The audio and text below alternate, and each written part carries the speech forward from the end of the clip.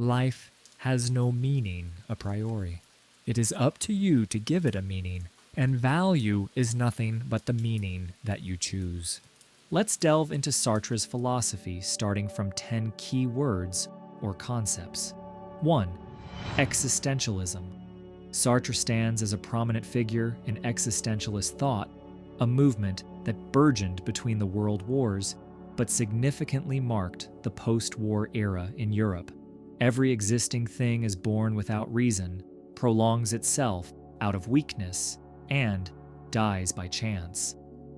At the core of existentialism lies the assertion of nothingness upon which human existence rests, a void that yields near total freedom but is coupled with emotions such as anguish and absurdity. The concept of existentialism will become clearer as we explore the other 9 concepts. 2. Nausea. As we've mentioned, nothingness forms the basis of existence. This implies that nothing inherently holds meaning in worldly matters. This perception renders life inherently absurd due to its lack of meaning. Sartre dedicates one of his most renowned novels, Nausea, to this theme. The title refers to the sensation the protagonist experiences when confronted with the total absence of the meaning of existence. The pervasive lack of meaning culminates in a discomfort symbolized by nausea. This revelation is experienced as a profound awakening in the novel. Life begins on the other side of despair. In an attempt to shield himself, man seeks to conceal the absurdity of existence through repression. Confronted with this repression, the protagonist undergoes a revelatory experience, realizing that the progression of individual and collective daily life merely serves to mask the absurdity of existence. 3. Condemnation of freedom. Man is condemned to be free, condemned because he did not create himself, in other respect is free. Because once thrown into the world, he is responsible for everything he does. The existentialist does not believe in the power of passion. He will never agree that a sweeping passion is a ravaging torrent which fatally leads a man to certain acts, and is therefore an excuse. He thinks that man is responsible for his passion. Sartre epitomizes the philosopher whose thought is intricately linked to the concept of freedom. However, at least in the initial phase of his work, there exists a negative conception of man and freedom. Sartre posits, man is condemned to be free. His freedom arises from the complete absence of a foundation for things, from the complete absence of any metaphysical entity, or anything that justifies human existence. Man, therefore, navigates within a void. It is within this void that his freedom resides, a freedom so extensive that it is impossible to evade. Hence, freedom is a condemnation because there is no alternative. Man is free in absolute terms, yet he is not free from being free. Each man must invent his own path. 4. Anguish. The theme of freedom is intertwined with our 4th concept, namely anguish. Anguish is also a hallmark of existentialist culture. It is the sensation experienced when faced with the possibilities that unfold before man, surrounding his freedom, but with a negative undertone. Possibility translates into anguish due to the lack of foundation for choices. This brings us to the 5th concept, encapsulated in the phrase, existence precedes essence. Man is nothing else but what he purposes. He exists only insofar as he realizes himself. He is therefore nothing else but the sum of his actions, nothing else but what his life is. This is a famous assertion that Sartre adopts, largely borrowing from Heidegger's philosophy to further elucidate human freedom. With this assertion, Sartre seeks to argue that there is no human essence, and thus no predetermined element characterizing the human being. This implies that we are solely defined by our actions and that our acts are entirely free. There are three implications of this perspective. Firstly, man is what he concretely accomplishes. His existence is the aggregation of his actions. Secondly, there are no acts that can be categorized as inhuman.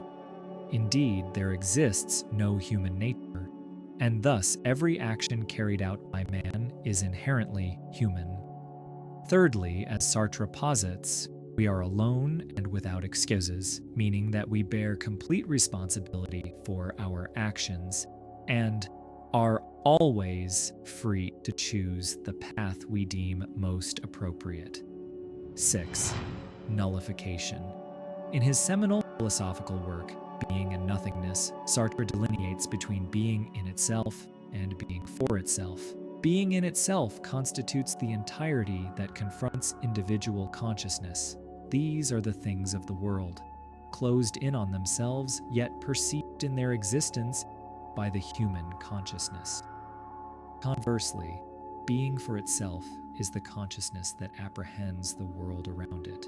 A conflict arises between being in itself and being for itself, because worldly things fundamentally lack meaning, whereas the consciousness of the individual inevitably seeks to attribute meaning to them. In this sense, consciousness effectuates a nullification, effectively negating the senselessness of things. 7. Failed God. Man is a failed God. Sartre adopts the quintessential concept of existentialist culture, man as a being in constant projection. Through his projects, man intersects with being for itself. This is precisely what we've previously termed modification.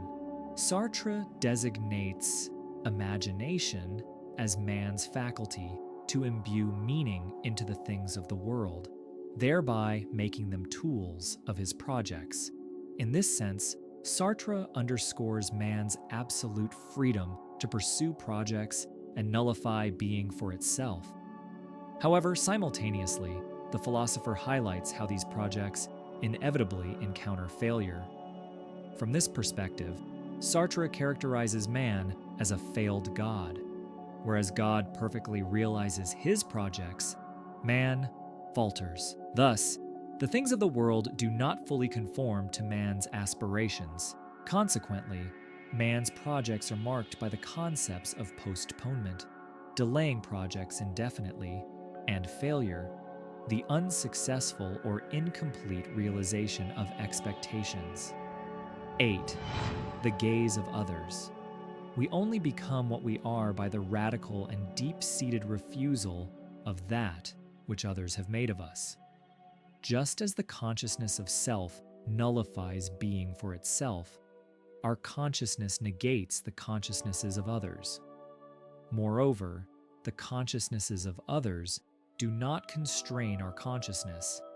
Rather, we attribute to others a meaning consequential to our projects.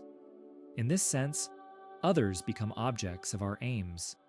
Sartre simplifies this condition with the expression, hell is other people, signifying that others act upon us, wielding their complete freedom of imagination and attribution of meaning. Consequently, Sartre speaks of the sensation of shame when we feel the gaze of others, which, by acting upon us, becomes an object of their project. 9. Death. Several hours or several years of waiting, the death is all the same when you have lost the illusion of being eterna. From what has been revealed thus far, Sartre maintains a pessimistic view of the human condition. In this perspective, whereas Heidegger attributes at least a positive value to death, as the prospect of death allows for authentic life choices, Sartre denies even this dimension. Death purifies man. Man is possibility, while death is a necessity that eradicates possibilities. Furthermore, death renders human existence even more absurd, nullifying its existence and thereby further highlighting the absurdity of the choices made. 10. the ethics of responsibility.